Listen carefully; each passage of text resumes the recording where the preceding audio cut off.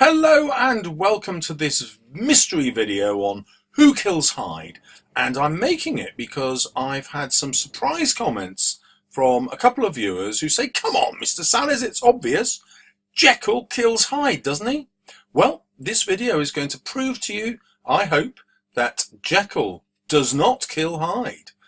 So we're looking at the very ending of the novella, and it is the last statement of Henry Jekyll. About a week has passed, and I'm now finishing this statement under the influence of the last of the old powders. So you'll remember this is the old powder that would change him back into Jekyll, and this is the last of it. Why does Hyde need to change back into Jekyll?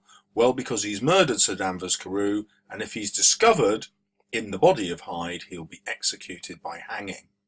So this then is the last time, short of a miracle, that Henry Jekyll can think his own thoughts or see his own face, now how sadly altered. So even as Jekyll, his own face doesn't look the same anymore in the glass in the mirror. Nor must I delay too long to bring my writing to an end, for if my narrative has hitherto escaped destruction, it has been by a combination of great prudence and great good luck. Should the throes of change take me in the act of writing it, Hyde will tear it to pieces.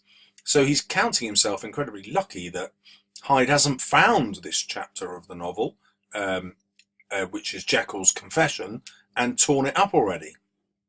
But if some time shall have elapsed after I have laid it by, his wonderful selfishness and circumscription to the moment will probably save it once again from the action of his ape-like spite. So he's claiming here that Hyde is so self-obsessed he won't remember where Jekyll has hidden it, because he is now ape-like. He's become more animalistic and full of spite, more evil. So what he's worried about here is that Hyde will come to life, tear up this confession. Now that's important because it means that he thinks Hyde is going to overcome Jekyll, and in the next bit we'll see that's exactly what happens. And indeed, in the doom that is closing on us both, has already changed and crushed him. Half an hour from now, when I shall again and forever re-endue that hated personality, I know how I shall sit, shuddering and weeping in my chair. And so the confusion here is the eyes, okay? So he knows that he will forever become Hyde. Yes, forever he will become that hated personality. So he will change into Hyde, and that will be forever. But he's still trapped inside Hyde. Remember, he experiences everything that Hyde experiences. That's the whole point of becoming Hyde in the first place, isn't it? So he knows that he, Jekyll, will sit shuddering inside Hyde, but also as Hyde, he will be weeping in his chair. Why will Hyde be weeping? Because he's now Hyde. He's got no powder left. He can't change back into Jekyll. So he's self-obsessed and self-pitying. Hyde will just cry for his own tragic doom. Or continue with the most strained and fear-struck ecstasy of listening. So this is Hyde listening at the door because he's worried that he's going to get caught.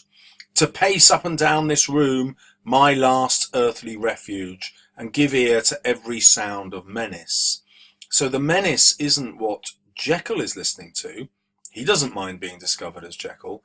Hyde is the one who doesn't want to be discovered. So it's in the body of Hyde that he'll be feeling this sense of menace. Will Hyde die upon the scaffold? So this is asking, is Hyde going to die by being hung, being convicted for being a murderer of Sir Danvers Carew? So Jekyll can only ask that because he himself can't kill Hyde.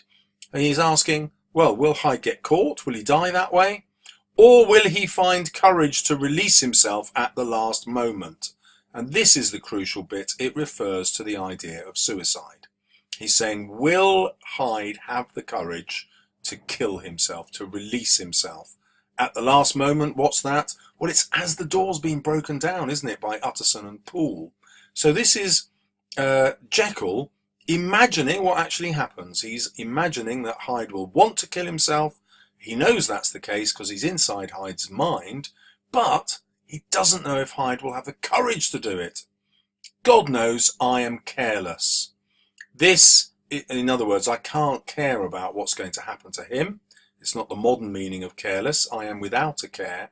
This is my true hour of death, because he knows within the next 30 minutes he'll never be Jekyll again. He's going to die, not because he's killing Hyde, but because he's going to turn into Hyde and will never come back as Jekyll, because there's no more powder. And what is to follow concerns another than myself. So the other than myself is Hyde. Hyde's the one who's going to be in charge. He's the one who's going to make the final decision, whether to live and get caught and hung, or whether to die by his own hand. Remember that Utterson in the earlier chapter, because this is told out of chronological sequence, calls him a self-destroyer. And it's Hyde who has destroyed himself, not Jekyll.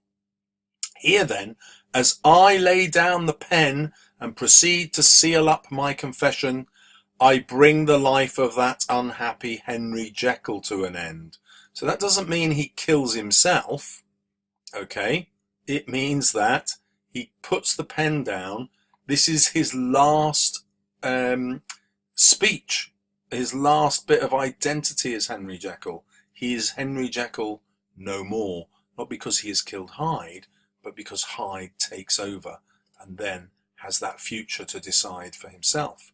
So I hope that clarifies for you what's going on. Now, why does Stevenson do that? You know, why doesn't he have Jekyll on the side of good, finally killing Hyde for his evil?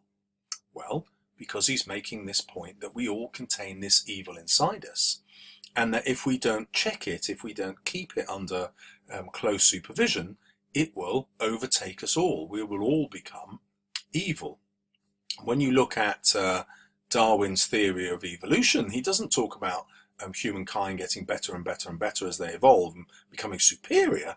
He actually says evolution doesn't work that way. It's survival of the fittest for the environment. So if the environment you're in gives you an advantage to be evil, to survive more, then you'll become more evil.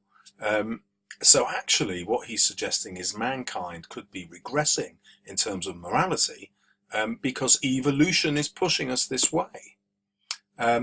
So there you have it. That's why Hyde kills himself and why Jekyll is already dead. He's already been consumed by the evil Hyde, which after all is his own evil personality that has been given flesh through his scientific experiments. Thank you very much for watching. Good luck in your exams, and don't forget to subscribe.